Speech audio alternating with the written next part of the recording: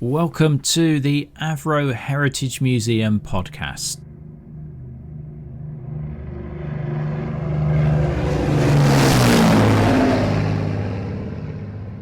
Frank Pleszak delves into the early life of Roy Clark, a man whose childhood was profoundly shaped by the events of World War II.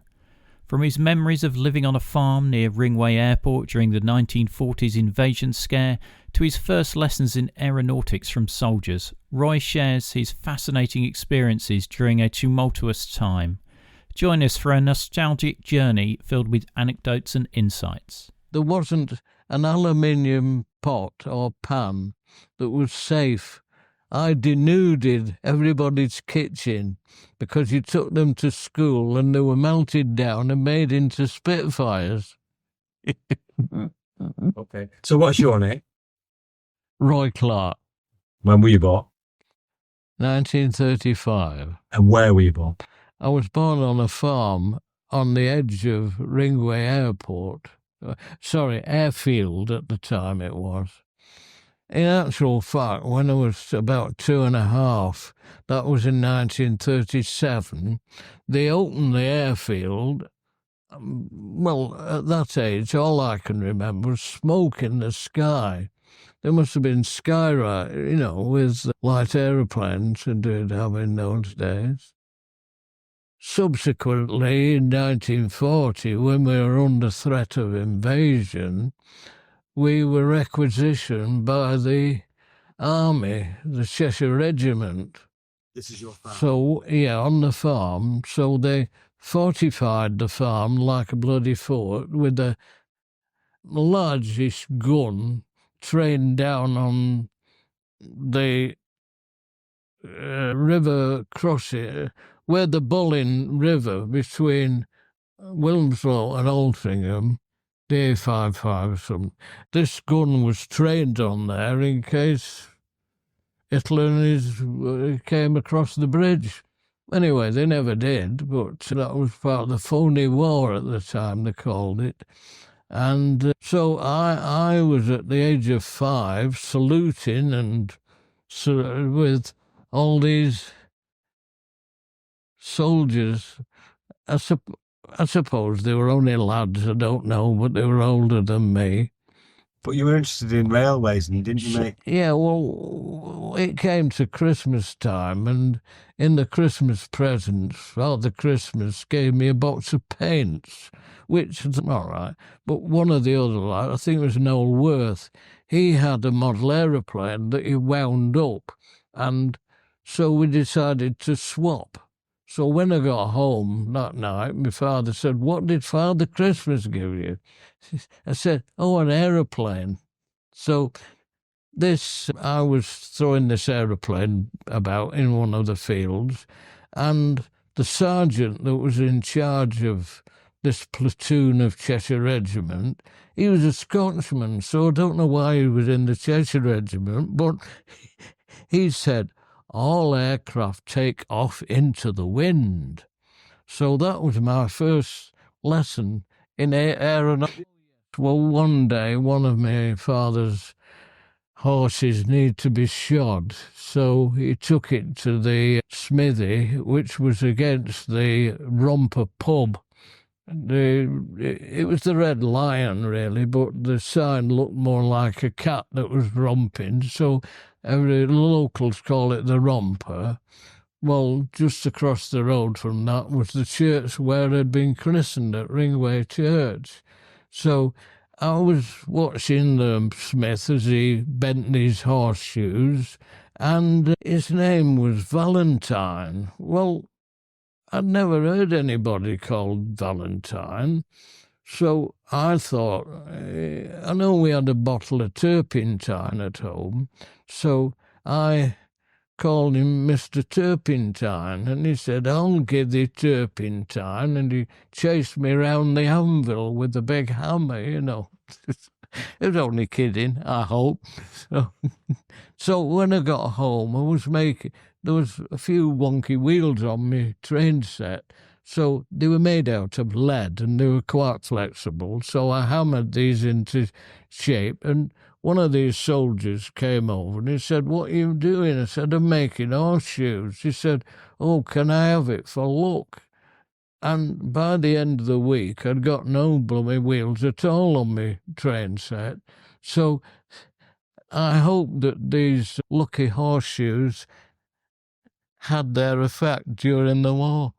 I swapped it for a cap badge. I should have put it on today, but Forgot that. yeah, I've forgotten. And tell me about your sister. Oh, well, my sister was about 15 years older than me. We called her Win. By the time 1940 came along, she went to a college where she was designing posh frocks and things for people. Anyway, that shut down with the onset of the war. So she was directed to go and work at Ferry Aviation, making aeroplanes for the Navy. At Ringway, yes, at Ringway, just down the road. We used to cycle into Wilmslow, and I can remember at the Palace Cinema in Wilmslow, they were, if you went in an afternoon, the news used to be on, and it was showing our lads coming back from Dunkirk in little boats, you know. Holding courses. Oh, yeah.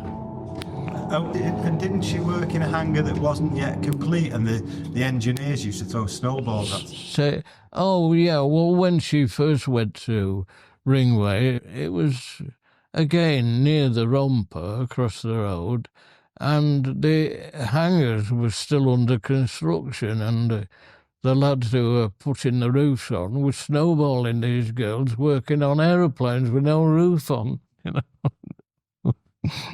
You get into aviation? How did you get?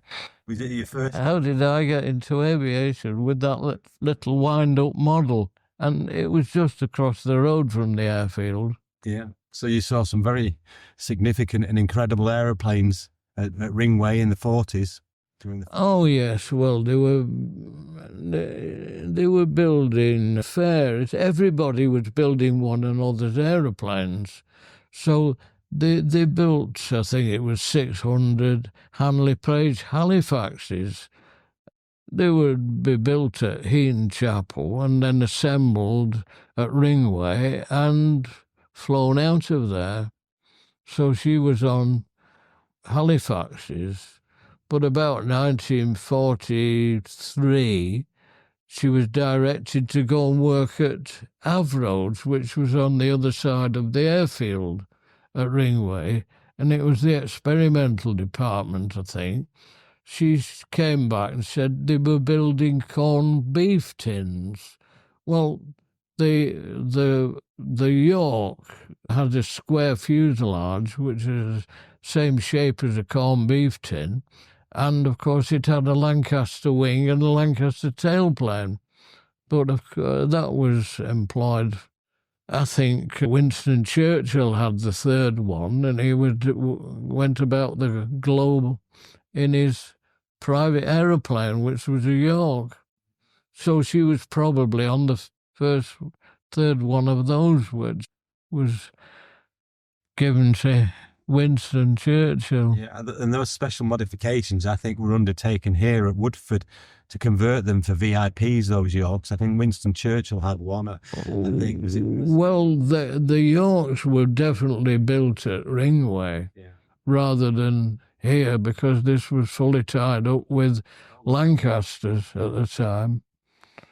So it was on the style side, on the south of Ringway, whereas Fairies was on the north side.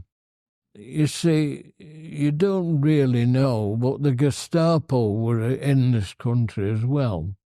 One day, my father, a big black car drove up, and these chaps got out and went talking to my father in the yard. They had to avoid the cow muck that was all over the place, you know, with their shiny shoes. And when they'd gone, I said to my father, "Who are they?" And he said, "Oh, they're gentlemen farmers. They don't do any work, but they just issue instructions to everybody. I said, oh. Anyway, they kept coming and they were looking at everything that wanted doing and telling him what he should do. And they were the agricultural committee.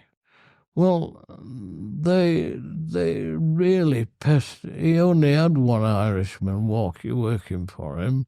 All this bullshit about ATC girls doing... No, it didn't work that way.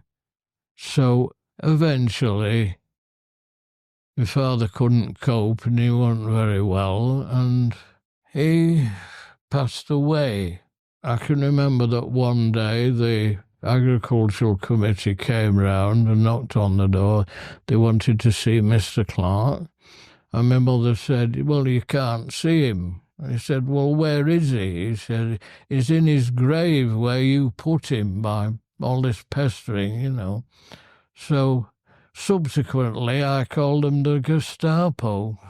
But Ringway was very significant. I mean, we had the parachute training corps. Yes, well, I know in those days you couldn't get a bicycle, but eventually they found me one to replace my three-wheeler.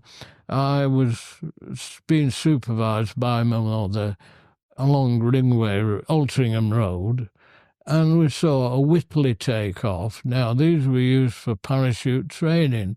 They'd probably have about 10 trainees on board, and they used to drop them at Tatton Park. Some of them actually landed in the lake. Then they'd bring them all back in a big grey bus. Anyway, we saw this Whitley take off, and instead of going over Tatton Park, it circled round over Wilmslow to the left, and it suddenly went into a vertical dive and exploded in flames in the middle of Wilmslow. I had the visions of Paul receiving a telegram from the king saying, your son has been killed in training, you know, get a telegram, suppose. So for years I thought that all these parachutes... I did one day, my mother was talking to a lady who said, oh yes, where this crash was, they were picking arms and legs up out of the trees, and I always thought there was all these people. Well, about 3 or 4 years ago, I was telling George Jenks about that, and he looked it up in archives, and they found that there had been a crash somewhere near Wilmslow, but I subsequently found it was crashed in a housing estate called a Circuit on Moor Lane in Wilmslow.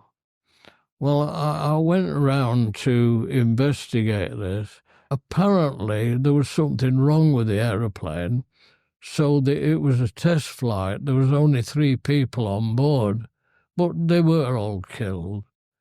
But in those days, you wouldn't see anything in the paper. It would be hushed up.